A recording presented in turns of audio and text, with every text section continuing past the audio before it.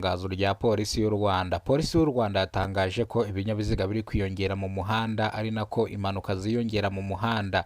Bityo rero polisi isobanura yuko imodoka zikoresha ibikomoka kuri peteroli, ndavuga mazutu na esanse, biri kuzamukaho 5%, ibikoresha hybrid biri kuzamuka 4/5. Bivuze ngo imodoka zikoresha umuriro w'amashanyarazi gusa zo ziri ku kigero cyo hejuru cyane, ubwo bavuga yuko izo modoka zimaze gufata indi ntera, zisigaye zisohoka mu ruganda abakiriya bakahita bazitwara nta n'igihe ziramara.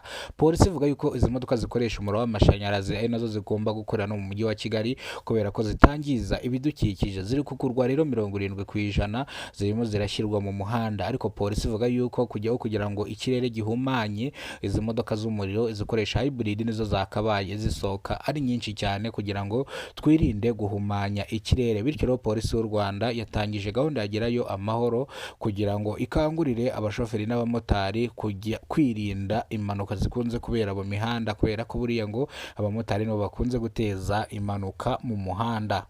Polisi isobanura yuko abantu bakunze gukora impanuka baba batwaye ibinyabiziga banyoye ibisindisha, abandi bafite umunaniro ukabije cyane, n'abamotari bagenda basesera mu binyabiziga ugasanga birabakandagiye. Bino rero bigatuma impanuka ziba nyinshi mu mihanda, ariko polisi ivuga yuko impanuka mw'uyu mwaka atari nyinshi cyane. Tugeze mu kwa kabiri nta mpanuka zikanganye ziraba, kereka impanuka iherutse kubera mu karere ka Gasabo hano i Masaka, aho impanuka yahabereye ariyo yarijije abantu benshi cyane, ubwo imodoka iri mu bwoko bw'ikamyo yagonganye n'indi modoka iri mu bwoko bwa Ritiko itwara abagenzi hano mu mujyi wa Kigali, biza kugongana. Rero iyi mpanuka niyo yaje kwandikwa mu mateka.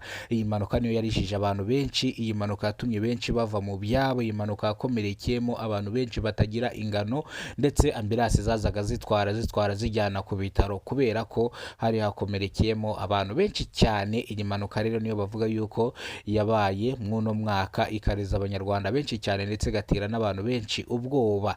Ariko icyaje gutangaza abantu, iyi mpanuka harimo abayiburiyemo ingingo, ariko nta muntu n'umwe wigize uyipfiramo. Nicyo kintu bashimiye Rurema, ariko bamwe urumva ko babuze ingingo. Nimvuga babuze ingingo, ukuboko kwaragiye, ukuguru kwaragiye, izo rero ziba ari ingingo zigize umubiri umuntu abura ntagire ikintu yongera gukora, cyangwa niyongere gukora gahunda ze nk'uko yazikoraga. Bizo niba batwaraga imodoka nagushaka gutwara imodoka n'ukuguru kumwe, no bavuga yuko automatique zitwaza ukuguru kumwe, ariko ntabwo wajya gukorera perime ufite ukuguru kumwe ngo bakwemereye kujya mu kizamini cyangwa bayiguhe.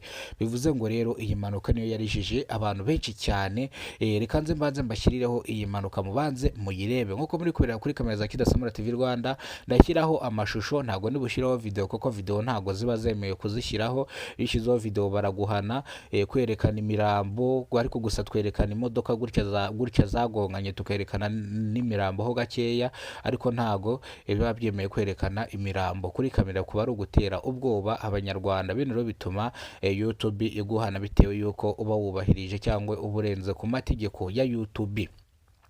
Bityo rero polisi y'u Rwanda yavuze yuko yatangiye gahunda yagerayo amahoro bw'iteranyiriza hamwe abashoferi n'abamotari, ikongera kubakangura gukoresha umuhanda kugira ngo bajye birinda impanuka zikunze kubera mu mihanda. Ese wari uzi impamvu abashoferi batwara ibinyabiziga banyoye ibisindisha baba biraye bavuga yuko n'abapolisi bari buhurire nabo mu muhanda, bigatuma batwara ibinyabiziga banyoye ibisindisha?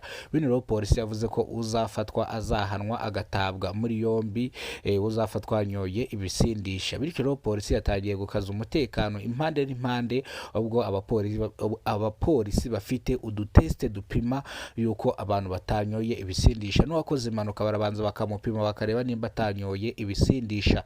Bino rero bituma umutekano mu muhanda ukomeza kwiyongera ukaba mwinshi.